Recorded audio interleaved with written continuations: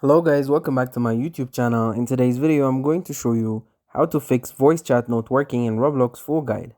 So first, if it's not showing up in Roblox, then all we need to do is go and close it, and we need to head to our Roblox settings. So we can click on the gear cog icon in the top right and click on settings, then come over to the left and tap on privacy and content maturity. Now go and tap on communication and voice chat, and what you need to do is go and switch it on like so. If you don't have the voice chat option here, then what you need to do is come back to account info. Make sure you have added and verified your phone number. Previously, I had gone and verified my age, which went and unlocked the setting for me.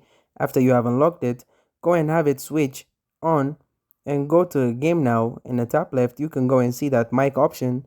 So what I can do is go and click on it to go and unmute myself, and it's not working.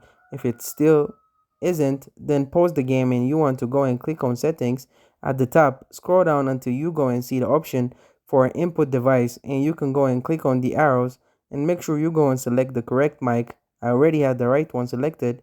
You can also go and adjust the output device so you can go and hear what other people are saying, and also try increasing the volume as well in Roblox by using this control here.